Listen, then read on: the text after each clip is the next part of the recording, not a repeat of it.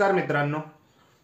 परभणी येथील जे वाघमारे यांचं पोलीस कोठडी झाल्यानंतर पोलिसांच्या चौकीमध्ये कोठडीमध्ये जो संशयास्पद मृत्यू झाला होता, म्हणजे थोडक्यात मारहाणीमुळे त्यांचा मृत्यू झाला असं नंतर स्पष्ट केलं.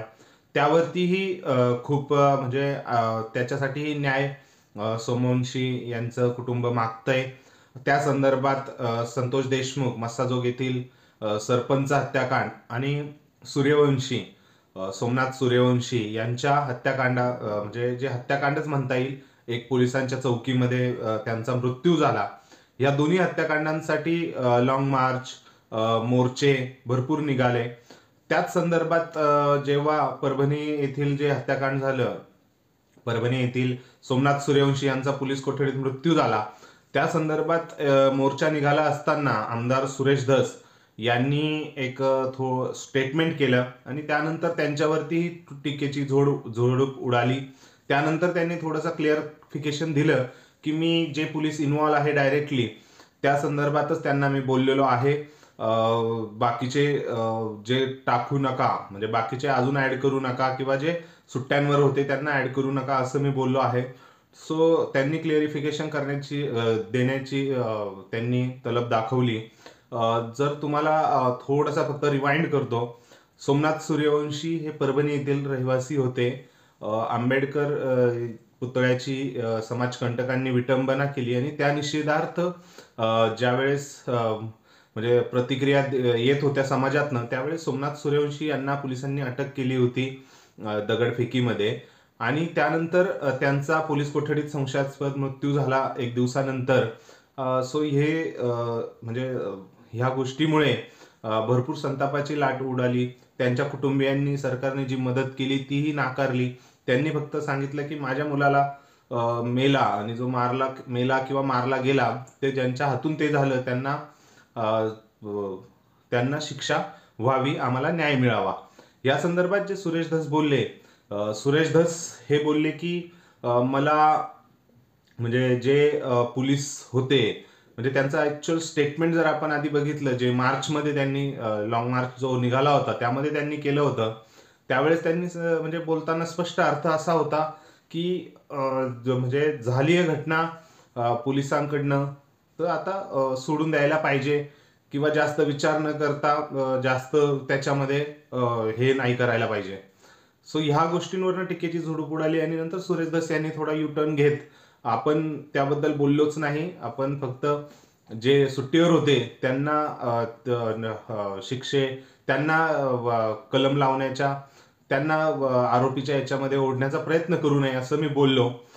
सो तुम्हाला काय वाटतं ह्या गोष्टीबद्दल? जे सुरेश धस यांचं जर तुम्ही स्टेटमेंट ऐकलं असेल आणि त्यानंतर ते जे बोलले, यामध्ये काही तफावत तुम्हाला वाटते का?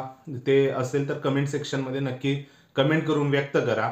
आणि त्यानंतर असं जाणवतंय कुठेतरी की सुरेश धस हेच परभणी प्रकरणात आणि बीड प्रकरणात, दोन्ही प्रकरणात डे 1 पासून इन्व्हॉल्व आहेत, आवाज उठवतायत.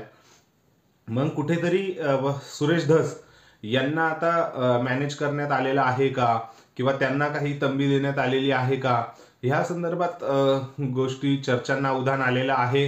निश्चितच सुरेश धस यांच्याकडनं, कारण त्यांची जी प्रतिमा झालेली आहे, त्यांनी ज्या प्रकारे आवाज उठवला या दोन्ही प्रकरणांमध्ये, त्यावरनं त्यांची इमेज एक चांगली तयार झालेली होती.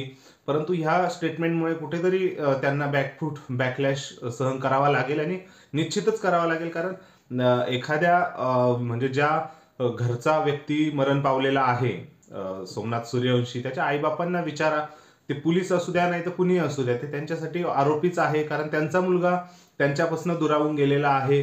सो त्यांची भरपाई तर होऊ शकत नाही, आणि जे इन्व्हॉल्व आहेत तर आहे, कारण मारहाण पण किती केली पाहिजे त्या पद्धतीने, आणि त्यांचा मृत्यू कसा झाला हे म्हणजे पोस्टमॉर्टम मध्येही क्लिअर झालेलं आहे. हार्ट अटॅक शिवाय हे नव्हतंच, सो मेडिकल इमर्जन्सीही नव्हती. सो निश्चितच जे आरोपी आहेत त्यांच्यावरती दावे दाखल होऊन त्यांना फाशीची शिक्षा, जी काही न्यायप्रविष्ट शिक्षा असेल, न्यायालय देईल, मान्य न्यायालय, ती झाली पाहिजे. आता हे सगळं जेव्हा सुरेश धस बोलले, एक 4-5 दिवसापूर्वी त्यांनी हे स्टेटमेंट केलं, त्यानंतर म्हणजे ह्या प्रकरणामध्ये आणि बीडच्या प्रकरणामध्ये कुठेतरी राष्ट्रवादी काँग्रेस, शरद पवार गट आता ऍक्टिव्ह होताना दिसतोय. कारणही त्याला तसंच आहे. सुप्रिया सुळे या ज्या शरद पवार यांच्या कन्या आहेत आणि राष्ट्रवादी आता काँग्रेस शरद पवार गटाच्या सर्वोच्च नेत्या आहेत.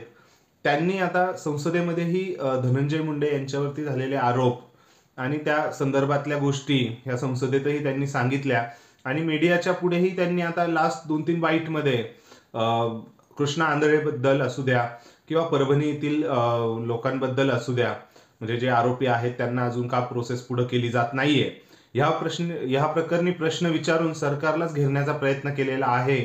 मग याचाच अर्थ कुठेतरी आता सुरेश धस जे भाजपचे आहेत, हे कुठेतरी आता या प्रकरणांपासून थोडेसे लांब होताना दिसत आहेत आणि सुप्रिया सुळे असू द्या, जितेंद्र आव्हाड असू द्या, राष्ट्रवादी काँग्रेस शरद पवार गटातले नेते असू द्या, ते आता कुठेतरी ह्या प्रकरणी आवाज आपला अजून बुलंद करत आहेत.